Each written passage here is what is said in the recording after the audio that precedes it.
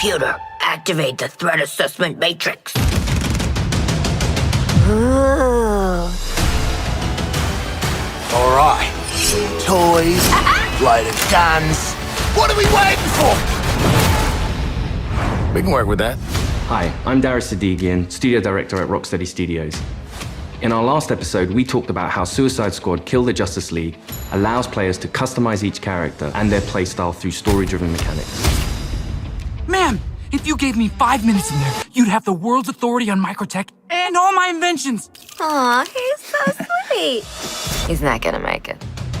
The Suicide Squad gave us the scope, the narrative, the gameplay, and then the idea of being able to expand that, be able to take this further. It's going to feel completely fresh.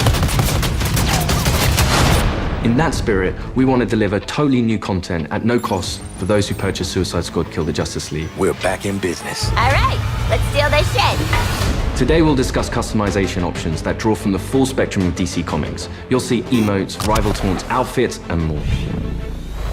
We wanted to have a game that was very focused, but this time we really want to expand out with being able to dynamically update, add new content, take on feedback, and evolve the game over time.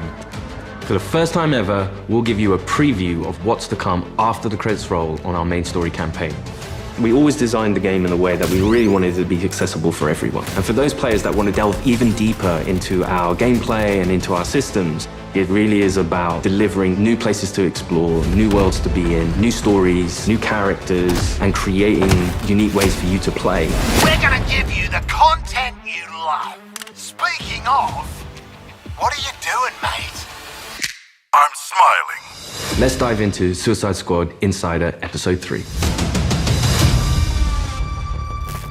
Welcome to Task Force X. From the onset, Suicide Squad, being a squad, felt like the right fit for the kind of game that we wanted to make. You get to play with friends, you get to play on your own, but while you are playing on your own, you're playing with the squad, always. Every aspect of our games, we always look at it through the lens of Rocksteady's treatment. And that just doesn't stop at gameplay, that doesn't stop at story.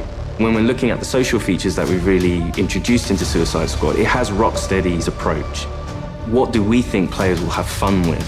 This game has the mechanics to play kind of socially competitively, like none of our games have previously, and it really fits the characters of the squad. With multiplayer, we're leaning into the competition within the squad to show off your skills, show off your mettle, be the best one. I'm a freaking superstar. The squad are working together under duress.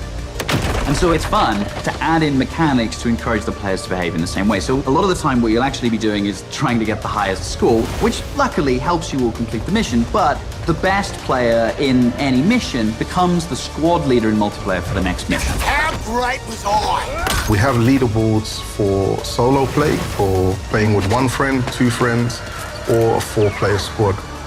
You're competing with everyone across the world. Cross-platform, it is the best of the best. Think you're hot shit on toast, but you're cold fart on bread.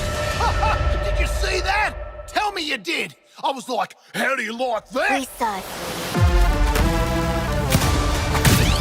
Outstanding!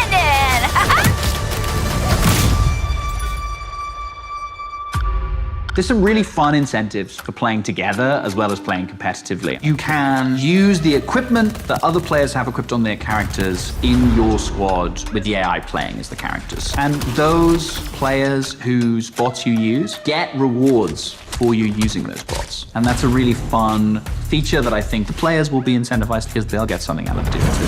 Farewell. We also have the rival taunt system, where on the leaderboards, if you pass your friends or anyone on your friends list who's also playing the game and you beat their score, well, next time they log in, they'll get this kind of funny quip just to show that, oh yeah, by the way, I beat you. Home run, baby. You boot up the game, you're logging in, and then all of a sudden on your screen you get Boomerang giving you the finger. I think fans are going to have a great time with our remote system. Allowing players to kind of communicate in different ways, really in playful ways. As Rocksteady, as creators, this was another opportunity for us to really engage with our characters, extend the narrative through the players' choices with a very cinematic eye. Through the game, we offer many customization options and outfits to the player. You start off in the prison, you get your prison garbs, and then you evolve to the Task Force X outfits. Yeah, right. I was thinking something more fashion forward. The outfit customization in our game is vast, to say the least. With this game, Rocksteady will deliver a full story-driven campaign to players, including more cinematics than any previous Arkham game. For players who survived the war against Brainiac's forces and want to keep the adventure going, Rocksteady is ready. We very much knew we had a story to tell initially, and then we wanted to carry on feeding into that, and then changing up the gameplay to have a game that was going to evolve through post-launch content. Suicide Squad Kill the Justice League is going to be one of the most generous, player-friendly, post-launch experiences available. Every season we will have 2 episodes. Each season there's going to be a different spin on how you play, and will be heavily themed by a DC villain. So there's many, many layers of influence from the DC world on how you play and what you do. The seasonal content gets automatically dropped into the game each episode. There's no playable content locked behind a battle pass, and the in-game shop is for cosmetics only. You'll always be able to go back and play the episodic content. If you want to come back 6 months from now, that'll always be there. This is a totally player-friendly approach to letting you play the content you want to play when you want. The DC universe is massive, and in most games, you can only see or explore a tiny, tiny piece of it. But what's really cool about the narrative of Kill the Justice League is there's almost no limit on where we can go. Celebrating before the game is over. In his pursuit of trying to recreate his perfect Kolu, Brainiac has been experimenting with some of our favorite DC characters' DNA, creating new worlds in alternate realities. It's these worlds that we call Elseworlds. Brainiac is a genius of 12th level intelligence, but he's also trying to rebuild this civilization that he misses and is lost, and there is nothing he won't do to get there. New Kolu will be reborn. He's building a model of the multiverse. It's all gathering data. I will unlock your full potential to serve me.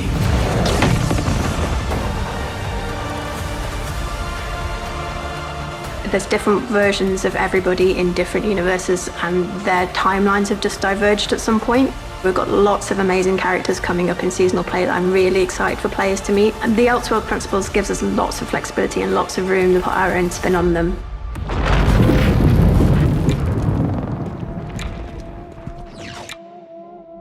So we get to play with a bunch of cool shit from alternate universes, and then what? Retire? When Season 1 launches this March, you'll be able to unlock a new playable character for your squad, the Joker. At least buy me dinner first. The original Arkhamverse Joker has been dead for 5 years, but this is a new Elseworlds twist on the villain. He was part of the Suicide Squad in the Elseworld that he's from, which already shows that he's slightly more cooperative than the previous Joker we've had. But as you get used to him and actually play to him, you realize he's unhinged in a different way. Not only has he got to figure himself out, but he's figuring out his place in this new world and this new squad. He hadn't reached supervillain status before Brainiac invaded, so, he's still a bit less experienced. I think we've taken him back to the kind of more vaudeville roots of Joker. He's masking insecurities with traditional Joker behavior. But deep down, he's not sure who he is yet. Lock him up. Oh, making new friends after a move is always tough. As your mission expands deeper into the lore of the DC universe, this new version of the Joker will join your fight with his unique combat, traversal, and weaponry. His traversal is all based around a rocket-powered umbrella, which he can blast himself into the air, and then uses that to glide around, and then he can actually flip that down to grind along buildings, knocking enemies out of the way.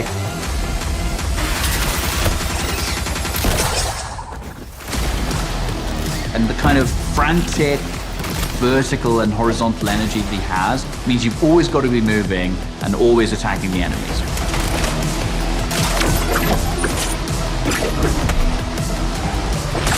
The Joker is only the first of the new squad recruits you could meet through the ongoing additions to our game. Over time, we can build up a library of characters that DC fans might not have expected to see in a video game, like a regular comic book release. I look forward to when the next issue's coming out. And in the same way, I hope people will look forward to the next episode from us. Whatever it is, I'm down. New environments, new characters, missions, challenges, gear, and more. All of this free content comes for players who own the game. We can't wait for you to see what the future holds. With Elseworlds, the possibilities are endless. How do you like that? Thanks for watching this series. We hope you'll join us for Suicide Squad Kill the Justice League, a third-person action shooter where some of the wildest villains of DC Comics join forces to save the world from its greatest heroes. No, that's mental. We're not doing that. God help us. Yeah. I think players are going to be surprised about the depth to which they can craft a character. It comes back to player choice and player freedom. Everything from melee strikes into gunplay, which you could then go into a traversal attack. All of the combat moves flow seamlessly into another. The squad can be garish, they can be loud, and playing together with your friends in a multiplayer space is a really unique experience that you can't get anywhere else. What we've done with the Suicide Squad is to really expand those experiences. Not only just one character this time around, we've done it with 4, and we plan to do it with more. This brings back memories of my old Suicide Squad. Whether you're in for the main story or exploring what lies beyond, Rocksteady Studios is here to support our players while delivering exciting new experiences. Thank you for joining us, and we'll see you at launch February 2nd, 2024.